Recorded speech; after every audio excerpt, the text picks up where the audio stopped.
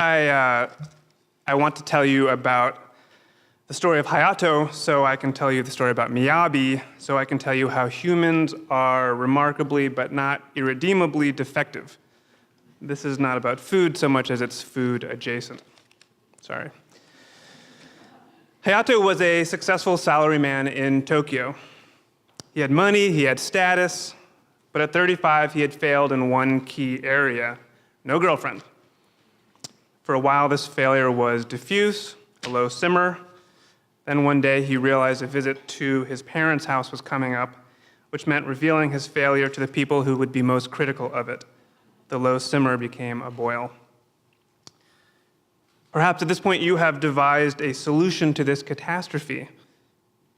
Tell the parents you're single, dude, Jesus. No, not an option, not for Hayato anyway. His shame ran deep, so did their judgment. Okay, you're thinking plan B. Go meet someone, they have apps for this.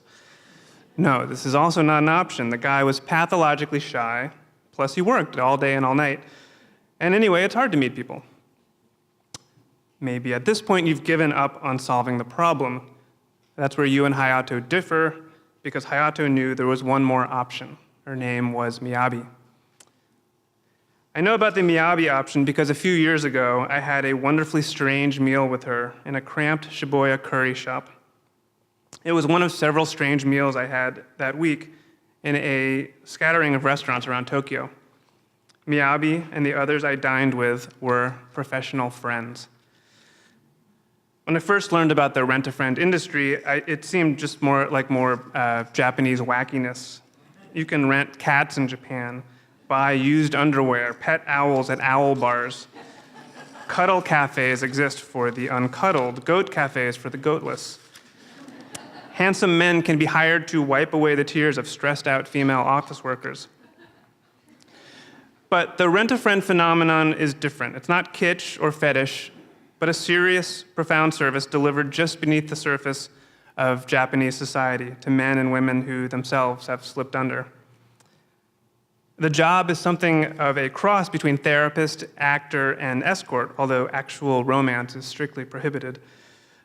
Really, the bulk of the work comprises the small, unremarkable acts of ordinary friendship: shooting the breeze over dinner, listening on a long walk, watching TV with a newly widowed person, offering dating advice to a shy guy, a shopping companion for a shy gal.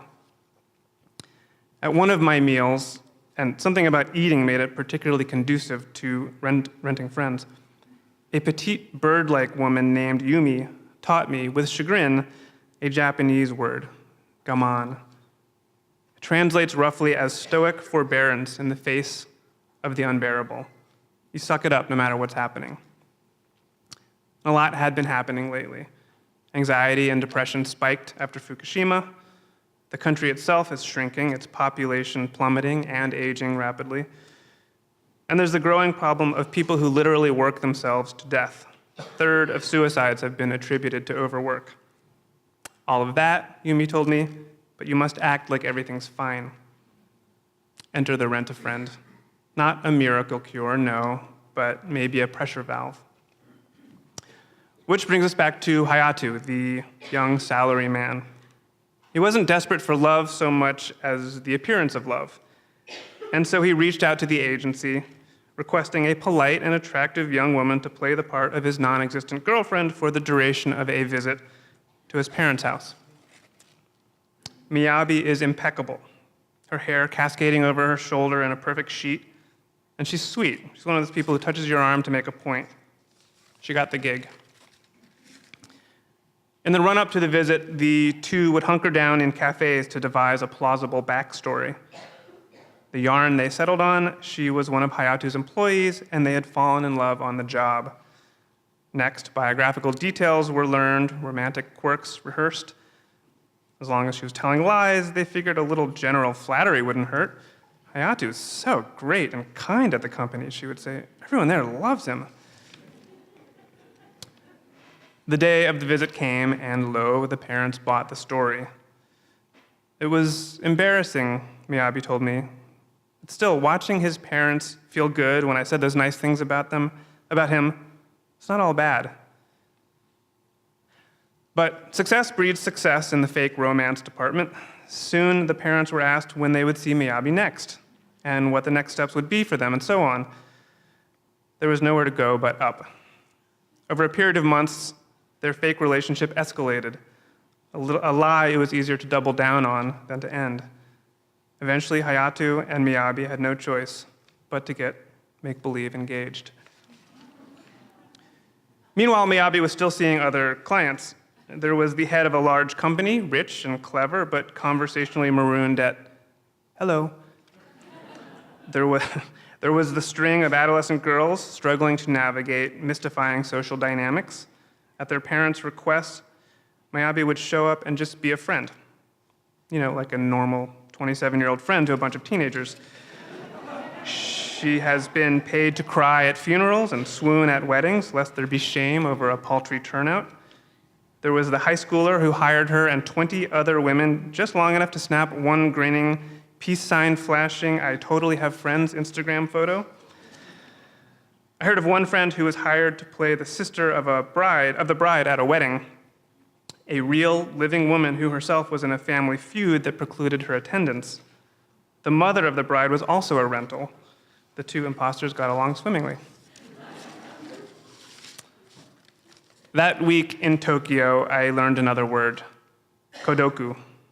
One rainy afternoon, the CEO of the rental agency taught it to me. She's a round-faced woman who dresses in long robes, and for an hour she described a nation in spiritual freefall. Kodoku is the lonely gap between our real selves and the masked version we present to the world. So many people are alone with their problems and stuck, she told me.